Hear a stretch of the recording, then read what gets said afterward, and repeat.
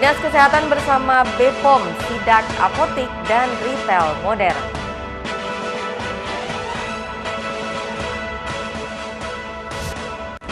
Warga desa Malaka, Lombok Utara mendesak pemerintah daerah untuk melakukan penanganan banjir jangka panjang.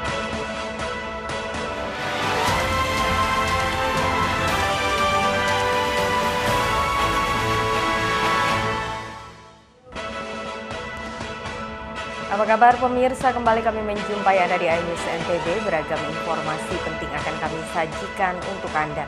Bersama saya Vinka Andini, inilah iNews NTB selengkapnya.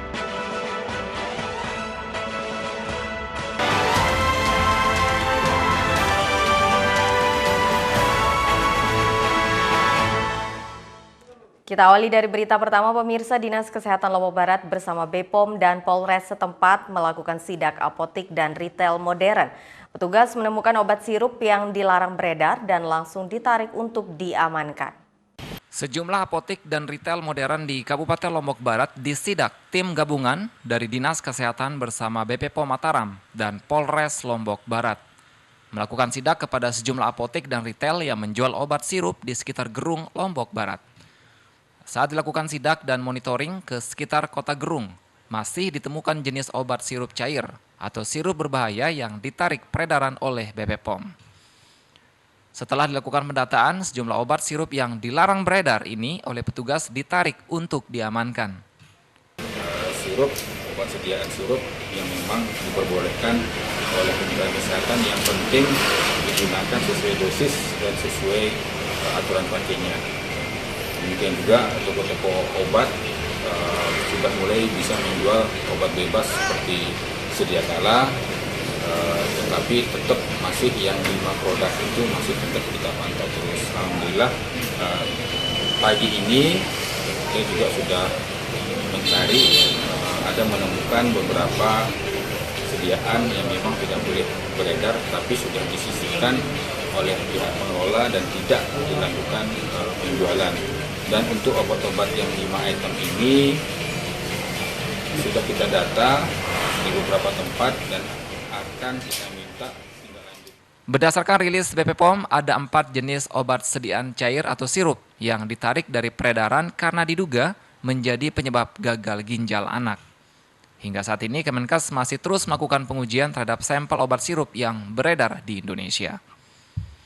Dari Lombok Barat, Muzakir, iNews melaporkan. Sementara itu, Menteri Kesehatan Budi Gunadi Sadikin menjelaskan mengenai adanya kasus gagal ginjal akut di Indonesia. Dari hasil penelitian, Menteri Kesehatan menyebut kimia berbahaya penyebab kasus gagal ginjal akut. 0%. Menteri Kesehatan Budi Gunadi Sadikin memastikan kasus gagal ginjal yang melanda anak di sejumlah daerah di tanah air disebabkan oleh zat kimia yang ada di dalam pelarut obat-obatan yang dikonsumsi oleh para pasien. Berdasarkan hasil analisis Kemenkes dengan sejumlah pihak terkait.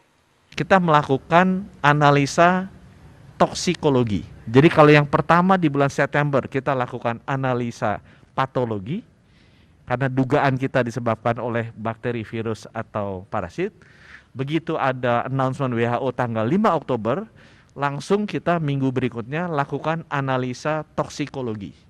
Karena mengarah lebih ke zat kimia. Dan dikonfirm, kita tes ke 10 anak, 7 ternyata darahnya atau urinnya mengandung zat kimia ini.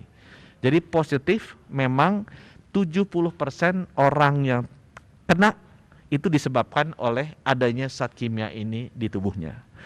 Kita melakukan konfirmasi kedua, kita lakukan biopsi yang meninggal. Apakah ada ciri-ciri kerusakan ginjal yang disebabkan zat kimia ini? Karena sudah ketahuan kalau zat kimia ini merusak ginjalnya seperti apa. Kita cek 100%. Memang terjadi kerusakan ginjal sesuai dengan ciri-ciri yang disebabkan oleh obat kimia ini. Jadi Berdasarkan rilis WHO, adanya zat kimia di pasien bukti biopsi yang menunjukkan kerusakan ginjalnya karena zat kimia ini. Dari analisis tersebut, Kementerian Kesehatan pun telah melakukan sejumlah langkah konservatif, salah satunya dengan menutup sekitar 1.100 obat-obatan yang mengandung pelarut seraya menunggu hasil penelitian yang dilakukan oleh Badan Pengawas Obat dan Makanan.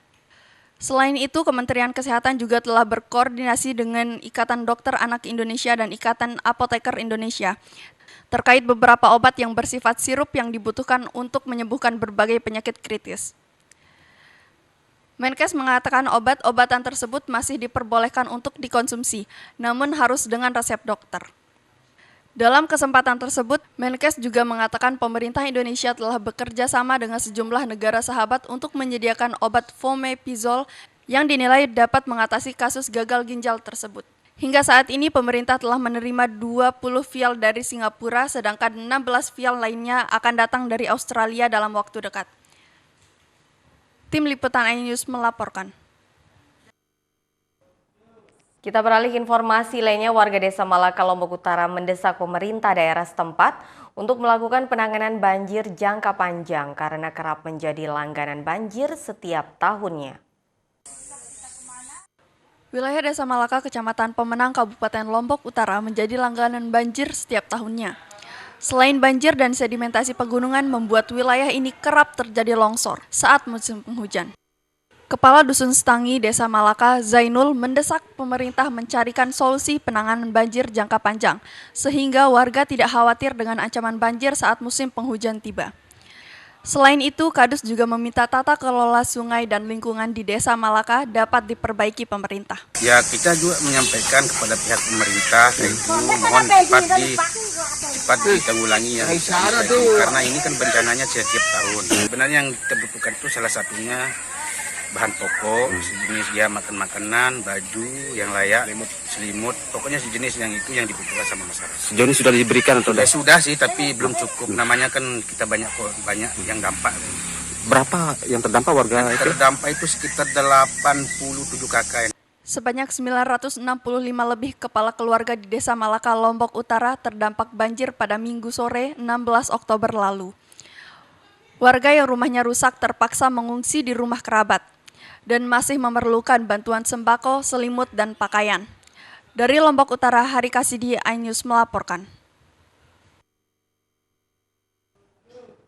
Pemirsa, beragam informasi penting lainnya akan kami sajikan untuk Anda sesaat lagi. Tetaplah di iNews NTB.